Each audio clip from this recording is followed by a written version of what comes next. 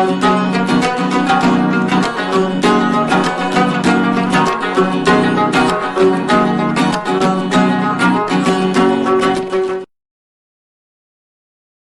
And welcome to MATV Kashmir in focus. नाजरीन, इस वक्त जो सूरत हाल है वो कुछ इस तरह से है कि पाकिस्तानी कब्जे वाले जम्मू कश्मीर में जो है वो 11 मई को जो हड़ताल होनी है उसकी तैयारियां हो रही हैं, लेकिन रमज़ान के महीने की वजह से इस वक्त लोगों ने धरने कम कर दिए हैं और उनकी तवज्जो जो है वो अपने मजहबी रसूमात अदा करने पर लगी हुई। इस दौरान पाकिस्तानी ऑक्युपाइड जम्मू कश्मीर और गिलगित बल्तिस्तान में महंगाई का तूफान है। आमतौर पर रमज़ान के महीने में चाहिए तो ये कि चीज़ें सस्ती की जाएँ ताकि लोग उनको खरीद सकें और अपना अफ्तारी और सहरी के वक़्त जो है वो उसका एहतमाम कर सकें। लेकिन महंगाई इतनी ज़्यादा हो गई है इस रमज़ान के महीने में कि लोगों की कमर हकीकत में टूट गई है। दूसरी तरफ यूनियन टेरिटरी जम्मू कश्मीर में जो है वो तरक्की बड़ी तेजी से हो रही है, जैसा कि आप लोग जानते हैं। और अब आज एक बड़ी खबर ये है कि भारतीय होम मिनिस्टर अमित शाह जी ने कहा है कि जम्मू कश्मीर में इलेक्शंस जो है वो सितंबर से पहले जो है उनको यकीनी बनाया जाए। इसके साथ ही उन्होंने ये भी बताया है कि जो इलेक्शंस होंगे उसके नतीजे में जो असेंबली आएगी वो खुद मुख्तार बाइख्तियार असेंबली होगी और तमाम जो पाकिस्तानी माफ कीजिएगा भारतीय जो यूनियन टेरिटरी जम्मू कश्मीर है उसका इंतजाम उस असेंबली के हवाले किया जाए। एक तरफ तो ये हो रहा है, लेकिन दूसरी तरफ बड़ी ही हौलनाक खबरें आ रही हैं पाकिस्तान से। पाकिस्तान ऐसे लगता है कि दोस्त बनाने में बिल्कुल नाकाम हो चुका है। ईरान, अफगानिस्तान, भारत, कर्जे के हर हमसाया मुल्क के साथ जो है उनके ताल्लुकात दिन ब दिन बिगड़ते चले जा रहे हैं। और अगर हम देखें तो आज सुबह आज थर्सडे है, आज सुबह खैबर पख्तूनख्वा में जो है वो एक डेरा इस्माइल खान में बड़ा हमला हुआ, जिसमें F-77 नामी मिलिट्री कॉन्वॉय के ऊपर जो है वो अटैक हुआ, एक खुदकुश हमला हुआ और बारूद से लदी गाड़ी जो है वो उस कॉन्वॉय से जा टकराई, जिसके नतीजे में एक सूबेदार समेत 4 फौजी हलाक और 25 से जायद जो है वो जख्मी हुए और जख्मियों की हालत भी तशवीशनाक बताई जाती है। कल ये हुआ कि बलूचिस्तान के शहर ग्वादर में जो है बलूचिस्तान लिबरेशन आर्मी ने बड़ा हमला किया, जिसके नतीजे में बलूचिस्तान लिबरेशन आर्मी का दावा ये है कि उन्होंने पाकिस्तानी फौज के 25 जो है वो फौजी मारे हैं, जिसमें ISI के लोग भी शामिल थे, 6 ISI के लोग थे और इसी तरह से मिलिट्री इंटेलिजेंस ISI के 8 थे, मिलिट्री इंटेलिजेंस के 6 थे और आर्मी और नेवी के 14 जवान इसमें शामिल थे जिनको हलाक किया गया है। और ये हमला जो है मजीद ब्रिगेड ने जो है ये किया है। ये फदाइन हमला था जिसमें 8 फदाइन जो है उन्होंने अपनी जानें पेश की और ये ऑपरेशन किया। इसके अलावा 2 हफ्ते पहले आपको पता ही है कि तहरीक तालिबान पाकिस्तान ने बड़ा हमला किया था खैबर पख्तूनख्वा में, जिसमें एक आर्मी के कर्नल, एक आर्मी के कैप्टन समेत जो है वो 9 फौजी हलाक हुए थे। तो ये सारी सूरत हाल जो है ये बड़ी ही पेचीदा होती चली जा रही है। ईरान जो है 2 दफा पाकिस्तान के अंदर आकर हमला कर चुका है और अफगानिस्तान जो है वो भी बॉर्डर पर उनके साथ बड़ी सख्त कशीदगी है और ये सारी सूरत हाल डेवलप हो रही है। इलेक्शन हो चुके हैं पाकिस्तान में, लेकिन मईशत जो है वो कंट्रोल में, उसका जो बहरान है वो नहीं आ रहा और अब लगता ये है कि इमरान खान के साथ भी कोई कॉम्प्रोमाइज करने की कोशिश की जा रही है पाकिस्तानी मिलिट्री एस्टेब्लिशमेंट की तरफ से। बहरहाल ये सारी बातें हैं जिनके ऊपर आज गुफ्तगू करने के लिए हमारे साथ आपके जाने पहचाने टेरिटोरियल आर्मी के साबिक सरबराह और 22 साल तक कश्मीर में देश की सेवा करने वाले मेजर जनरल AK सिराज हमारे साथ जुड़े हैं। उनका स्वागत करते हैं। जनरल साहब, बहुत स्वागत है आपका। Thank you very much for joining. Thank you Mirza साहब। जनरल साहब, ये अमित शाह जी ने कहा है कि कश्मीर में सितंबर से पहले इलेक्शन हो जाएंगे। कैसे देख रहे हैं आप इसको? क्या कश्मीर के सियासी जमातें और लोग तैयार हैं इलेक्शन प्रोसेस के लिए? हाँ बिल्कुल, देखो मिर्जा साहब, इसमें कोई शक नहीं। अभी जो है कि पूरे देश के अंदर पार्लियामेंट इलेक्शन हो रहे हैं और वो 7 फेजेज में हैं और वो खत्म हो जाएंगे और 1 जून तक, और 4 जून पे रिजल्ट आ जाएगा और उसके एकदम बाद ही प्रोसेस स्टार्ट हो जाएगा। अब मुझे लगता है अगले 10-15 दिन में जैसे ये इलेक्शन खत्म होते हैं, जो कश्मीर, जम्मू एंड कश्मीर के असेंबली इलेक्शन है, और वो सारी प्रतिक्रिया खत्म हो जाएगी सितंबर से पहले। और इसकी वजह यह है कि वहां पर अमन शांति है। अभी इलेक्शन का वादा तो किया ही था और सुप्रीम कोर्ट की भी डायरेक्शन है। जब उन्होंने आर्टिकल 370 और 35A को बिल्कुल सही माना था, तो उस समय ये इंस्ट्रक्शन दी थी कि जो सितंबर तक इलेक्शन होने चाहिए असेंबली इलेक्शन के, और वो होंगे। और सच्चाई यह है कि आज की तारीख में अगर आप जम्मू कश्मीर में देखें तो अमन शांति, तरक्की का माहौल, वहां पर आप देखें कि किस प्रकार से सड़कों का जाल बिछ गया है, टूरिज्म रिकॉर्ड टाइम हुआ है।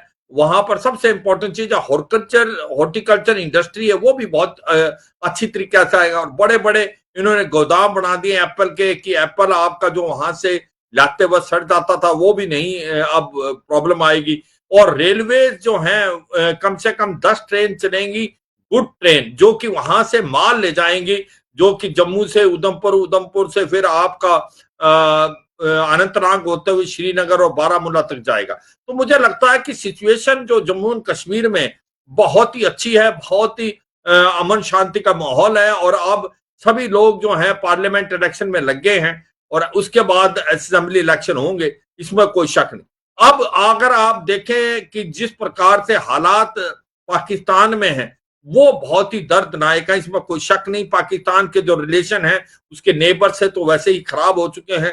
आज ईरान अक्यूज करता है कि पाकिस्तान जो सुन्नी टेररिस्ट ग्रुप भेजता रहा है, और कहीं ना कहीं ईरान ने 2 बार अटैक किया है पाकिस्तान में घुस के।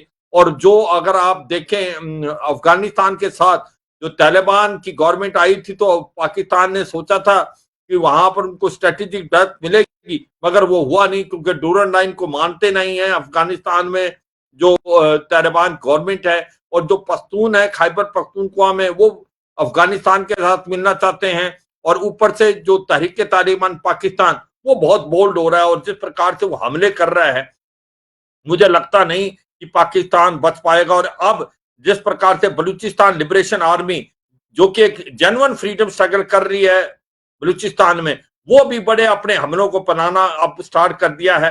पहले अगर आप अफगानिस्तान से देखें तो किस प्रकार से एक सुसाइडल अटैक जो उन्होंने किया था अभी 10 एक दिन पहले एक पोस्ट में, जहां एक लेफ्टिनेंट कर्नल और एक कैप्टन को मौत के घाट उतार दिया था, और उसमें कम से कम 7-8 और जवान थे। यही नहीं, अब जो अफगानिस्तान के तालिबान हैं, जो पोस्टें हैं बॉर्डर पे, जो डूरन लाइन के साथ साथ है, उन पे भी बहुत हमले कर रही है पाकिस्तान में। और पाकिस्तान का जो मोराल है आर्मी का, वो बहुत डाउन है, इसमें कोई शक नहीं।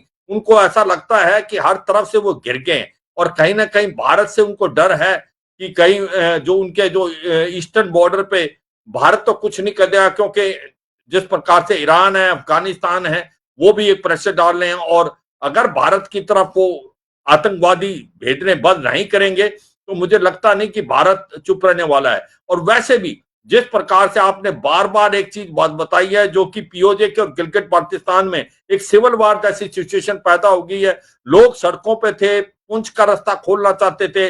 गिलगिट बाल्टिस्तान में लोग कहते हैं कि स्कार्दू से आप कारगिल का रास्ता खोलो। अभी भी जब आपने बोला कि इस प्रकार रमजान का जो मंथ चल रहा है, इसमें प्राइसेस कम होने चाहिए, प्राइसेस कम नहीं हुए हैं पीओजेके में, बल्कि बढ़े हैं।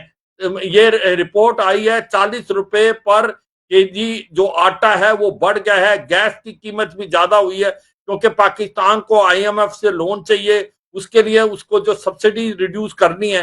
तो सच्चाई यह है कि आज पीओजेके में बहुत बड़ी मार पड़ी हुई है कि इस पवित्र रमजान के महीने में भी रेट्स जो हैं बहुत ज्यादा बढ़ा दिए गए हैं।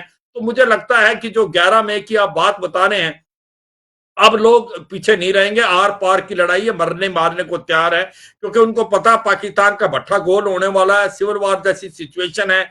यहाँ पर जो गवर्नमेंट बनी है अभी, उस वो गवर्नमेंट स्टेबल है नहीं, उसके अंदर पीपीपी जानबूझ के नहीं आई। ये इमरान खान ने भी बोला है कि ये जानबूझ के पीपीपी नहीं आई, उनको मालूम है कि ये गवर्नमेंट ज्यादा देर चलेगी नहीं। और आप देखें कटोरा लेके कहां कहां जा रहे हैं ये लोन लेने के लिए, आईएमएफ से वो लोन लेने की बड़ी कोशिश कर रहे हैं, अमेरिका को भी प्रेशराइज करने की कोशिश करें कि किसी तरीके से अमेरिका प्रेशर डाले आईएमएफ पे, क्योंकि प्रेशर आईएमएफ पे डाल सकता है। यही नहीं, आसिम मुनीर पहले, अगर आपको याद हो तो पहले वो वाशिंगटन गए थे, अमेरिका का दौरा, अब वो गए हुए हैं सऊदी अरेबिया, और वो प्रिंस मोहम्मद बिन सलमान से भी मिले हैं, और वो यही रिक्वेस्ट कर रहे हैं कि कहीं ना कहीं लोन उनको मिल जाए, क्योंकि आज पाकिस्तान की हालात इतनी खराब है, मुझे नहीं लगता कि पाकिस्तान बच पाएगा।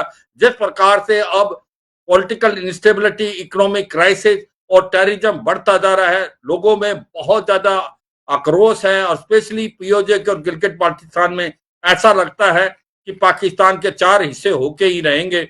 एक आपका खैबर पख्तूनख्वा, बलूचिस्तान, और उसके बाद सिंध और पंजाब अकेला, और पीओजे के और गिलगित बाल्टिस्तान जो कि भारत का हिस्सा है, इलीगली ऑक्यूपाई किया गया है, वो वापस भारत में मिलेगा। मिर्जा साहब। जनरल साहब, ये भी खबर आई थी कल के जो नॉर्दर्न रेलवे है इंडिया की, उन्होंने श्रीनगर कश्मीर के लिए श्रीनगर के जो किराए हैं, ट्रेन के किराए, उनको 50% उनको कम कर दिया है।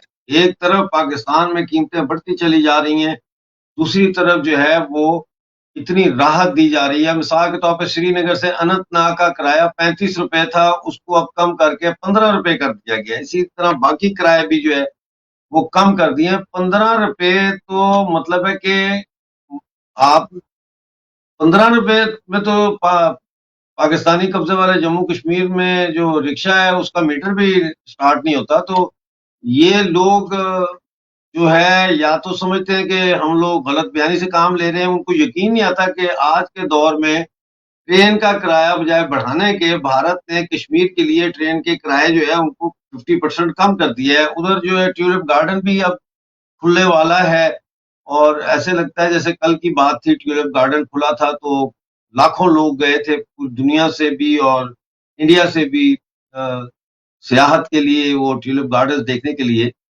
बहरहाल ये तो सिलसिले चल ही रहे हैं, लेकिन आप थोड़ा-सा हमें बताएँ कि इस वक़्त जो भारत में इलेक्शन का समा बंधा हुआ है, इसमें कौन-कौन से मेन कंटेंडर हैं, और बीजेपी को कौन-कौन सी स्टेट्स में चैलेंजेस का सामना है? बिल्कुल, देखो मिर्जा साहब, इसमें कोई शक नहीं, जिस प्रकार से प्राइम मिनिस्टर मोदी ने काम किया है लास्ट 10 साल में, स्पेशली 2010 के बाद, अमन शांति है भारत के अंदर, और डेवलपमेंट का बहुत ज्यादा फर्क पड़ा है। और आज भारत जो कि 11वीं इकोनॉमिक देश था, आज वो 5th लार्जेस्ट इकोनॉमी बन गया है, और जिस हिसाब से चल रहा है वो 3rd लार्जेस्ट इकोनॉमी बन जाएगा 2027 तक।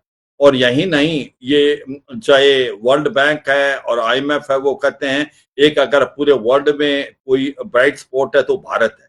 और उसकी सच्चाई ये है कि Bharat fastest growing major economy COVID 19 से पहले भी था, और fastest growing major economy COVID 19 के बाद।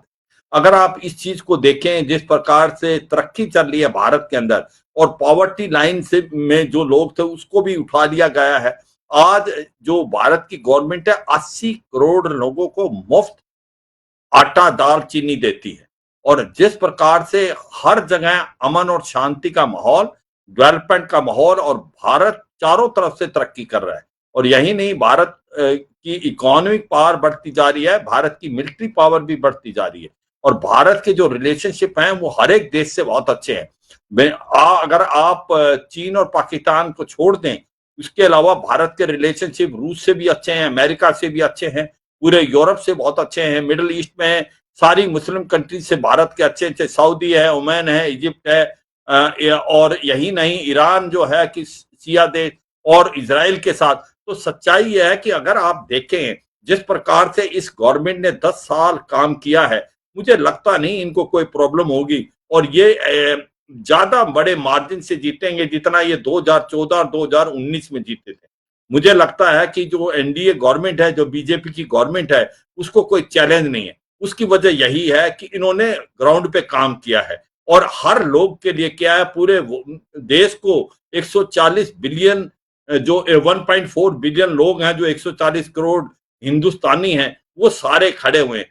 वो जो है प्रधानमंत्री का नारा सबका साथ सबका विकास, सबका एक प्रकार से डेवलपमेंट, वो एक बहुत ही काबिल तारीफ है। और भारत के अंदर जो सबसे इंपॉर्टेंट चीज क्या हुई है, एक तो इंडस्ट्रियलाइजेशन हो रहा है, सप्लाई चेन भारत के अंदर आ रही हैं, जो किसी टाइम में चीन के पास थी, आज वो इंडोनेशिया, वियतनाम और भारत की तरफ आ रही है। भारत मेक इन इंडिया, आत्मनिर्भर भारत की तरफ जा रहा है कि अब जो चीजें भारत बाद इंपोर्ट करता था, स्पेशली डिफेंस इक्विपमेंट, 70 से 80% आज वो भारत में बनेगा। भारत में नारा है make in India, make for world, कि भारत में बनाओ, पूरे वर्ल्ड के लिए बनाओ और पैसा कमाओ। और दूसरा एक बहुत इंपॉर्टेंट चीज हो रही है भारत के अंदर, चाहे वो हवाई जहाज है, चाहे आपके शिप हैं, चाहे आपके टैंक्स हैं, चाहे आपकी आर्टी गन्स हैं, ये सभी की सभी भारत खुद बना रहा है। इससे क्या हो रहा है, डेवलपमेंट हो रही है, एम्प्लॉयमेंट जनरेट हो रही है और इकोनॉमी बढ़ती जा रही है। तो मुझे लगता है ये एक बहुत कारण है जिसके कारण लोग बहुत खुश हैं। और जो भारत का टूरिज्म है उसमें भी बहुत बढ़ावा है। अगर मैं ये देखूं कि ओवर राउंड जो डेवलपमेंट भारत में हुई और भारत 10 साल में कहां से कहां पहुंच गया और अपना इंफ्रास्ट्रक्चर जो डेवलप कर पाया है, सड़कें बना दी हैं, रेलवे लाइन बना दिए हैं, एयरलाइंस भारत ने बहुत अच्छे, एयरपोर्ट हमारे 3 गुना हो गए हैं। मुझे लगता है इसको मद्देनजर रखते हुए जो प्रेजेंट एनडीए गवर्नमेंट है वो दोबारा आने के चांसेस ऑलमोस्ट 100% नजर आ रहे हैं। कोई उनको रेजिस्टेंस नहीं लग रहा। उसकी वजह एक ही है कि इनका जो परफॉर्मेंस ऑन ग्राउंड है वो काबिल तारीफ है। पूरा देश डेवलपमेंट की तरफ जा रहा है। आज सबसे टॉलेस्ट लीडर बन के आए हैं वर्ल्ड के अंदर, वो है प्रधानमंत्री मोदी।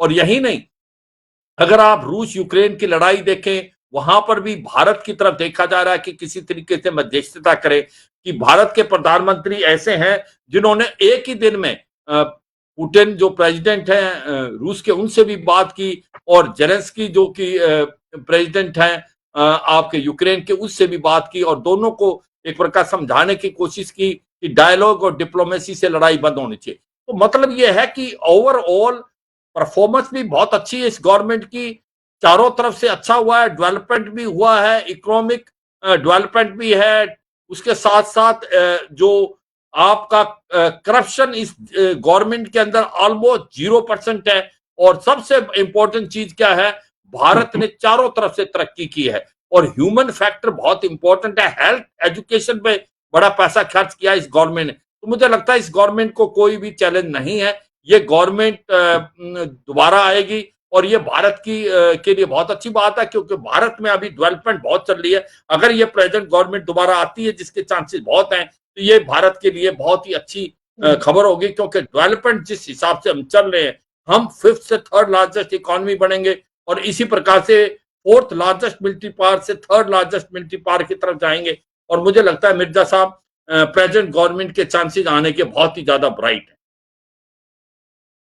जनरल साहब, हिंदुस्तान में इलेक्शन जो है वो, उसके बारे में ये भी एक बहस चल रही है कि ये जो इलेक्शन होते हैं लोकसभा के, ये एक ही दिन होने चाहिए पूरी कंट्री में, ना कि अलग-अलग। इसके ऊपर थोड़ी सी रोशनी डालें प्लीज। वो ये नहीं कह रहे, वो ये कह रहे हैं कि 1 नेशन 1 इलेक्शन। वो ये कह रहे हैं कि हो क्या रहा है कि एक तो हमारे पार्लियामेंट इलेक्शन है जो अब हो रहे हैं और वो 7 फेजेज में है। उसकी वजह ये है क्योंकि एक दिन इलेक्शन नहीं हो सकते, क्योंकि आपको इतनी सिक्योरिटी फोर्सेज चाहिए। आपका देश बहुत बड़ा है, साउथ से लेके नॉर्थ, ईस्ट से लेके वेस्ट, मगर वो आप इकट्ठे कर रहे हो इलेक्शन। पॉइंट ये आ रहा है कि जो असेंबली इलेक्शन हैं, जो 25 स्टेट्स हैं हमारी, उनके इलेक्शन भी साथ होने चाहिए। उसकी वजह ये आ रहे हैं कि अब इलेक्शन इकट्ठे नहीं होते हर दमे इलेक्शन का मोड होता है, कभी 2 स्टेट के हो रहे, कभी 3 के हो रहे, कभी 4 के, पूरे साल इलेक्शन चलते रहते हैं, 5 साल। उससे क्या होता है, कोड ऑफ कंडक्ट आ जाता है, आप कि जो डेवलपमेंट की तरफ ज्यादा जोर होना चाहिए, वो उसकी बजाय आपका फोकस इलेक्शन की तरफ हो जाता है। तो अब हमने एक सर्वे कंडक्ट किया है, जो हमारे पुराने प्रेसिडेंट थे, वो इसके प्रिजाइडिंग ऑफिसर थे कोविंद साहब, और वो उन्होंने ये एक प्रकार से रिकमेंडेशन दी है, वन नेशन वन इलेक्शन। इसका मतलब आपके पार्लियामेंट और असेंबली इलेक्शन जो स्टेट के, वो एक दिन होने चाहिए। और मुझे लगता है कि वो 2029 वो पहला टाइम होगा जब ये इलेक्शन होने के चांसेस हैं कि इकट्ठे होंगे। और वो एक बहुत इंपॉर्टेंट चीज है, उसमें 4 चीजें बहुत इंपॉर्टेंट होंगी। एक तो आप जब ये चारों ये इकट्ठे इलेक्शन होंगे, ये जो इलेक्शन है इससे खर्चा बहुत कम होगा, इलेक्शन में आसानी होगी, पूरे टाइम आपका फोकस इलेक्शन की बजाय डेवलपमेंट की तरफ रहेगा। और फोर्थ इंपॉर्टेंट चीज ये है, आपका सिक्योरिटी फोर्सेस के लिए भी कंडक्ट करना आसान होगा, क्योंकि दोनों इकट्ठे कराना बड़ा आसान हो जाता है एक स्टेट में, जहां पर असेंबली इलेक्शन भी हो रहे हैं, पार्लियामेंट। और अभी भी जब अब हो रहे हैं पार्लियामेंट के इलेक्शन, जो कि हमारे स्टार्ट हो जाएंगे अप्रैल से और 1 जून तक, उसके अंदर 4 असेंबलीज के हो रहे हैं अभी भी, जो कि जिस प्रकार से सिक्किम है, अरुणाचल प्रदेश है, उड़ीसा है। तो अब ये सोच विचार किया गया है, और बहुत अच्छी मुझे लगता सोच है कि वन नेशन वन इलेक्शन हो सकता है आने वाले 2029 में भारत के एक टाइम में पूरे पार्लियामेंट और असेंबली इलेक्शन इकट्ठे हों, जिससे देश के अंदर तरक्की का माहौल ज्यादा बनेगा और आपका फोकस डेवलपमेंट की तरफ होगा, ना कि बार बार इलेक्शन के ऊपर ध्यान आपका बटेगा। मिर्जा साहब, ये तो बहुत अच्छी बात है कि एक ही दिन में जो है वो लोकसभा के इलेक्शन भी हों और रियासतों और यूनियन इकट्ठे। टेरिटरीज के इलेक्शन भी हों। कांग्रेस क्यों पीछे इतना रह गई है? कांग्रेस की क्या कमजोरियां हैं जिसकी वजह से कांग्रेस जो है वो आज बिल्कुल बेमानी हो गई है? हाँ देखो, सच्चाई है कि किसी समय में कांग्रेस ने रूल किया है, और आजादी के बाद कम से कम 50 साल तक कांग्रेस थी। अब कहीं ना कहीं कांग्रेस के अंदर सबसे इंपॉर्टेंट शिप है लीडरशिप। जो लीडरशिप की अभी लगता है कमी है। और कुछ एक हमारे देश के अंदर पार्टियां हैं जो कि फैमिली लीडरशिप से चली हुई थी, कि फैमिली अगर प्राइम मिनिस्टर है तो उसका बेटा प्राइम मिनिस्टर, उसके बाद वो जो था बात अब नकारा कर दी है देश में। अब देश में ये चाहते हैं एक यूथ आए, वो लोग आए जो कि काम कर सकते हैं। तो मुझे लगता है कि ये सच्चाई है डेमोक्रेसी में। कोई ये नहीं कह सकता कि हम ही रूल करेंगे, जो अच्छा काम बिल्कुल, करेगा, ये प्रॉब्लम जो तो जीत के हमारे आएगा। साउथ एशिया में हमेशा रही हाँ, है जो जीत कि पाए, फैमिली जीत के आएगा। फैमिली जो है वो सियासी पार्टियों पर आकर बैठ जाती हैं। नाजरीन, जिस तरह जनरल साहब ने बताया कि भारत में भी कांग्रेस का एक बहुत बड़ा मसला ये है कि वो एक फैमिली जो है इनहेरिटेड लीडरशिप के तौर पर चल रही है। यही हाल पाकिस्तान का है, यही हाल बांग्लादेश का है। नाज़रीन, आज का शो देखने का बहुत शुक्रिया। उम्मीद है आपको आज का शो पसंद आया होगा। अब हमारा शो होगा नेक्स्ट शो ट्यूसडे को लंदन टाइम 6:30 बजे। उस वक्त तक डॉक्टर अमजद अयूब मिर्जा को इजाजत दीजिए। जय हिंद, जय जम्मू कश्मीर।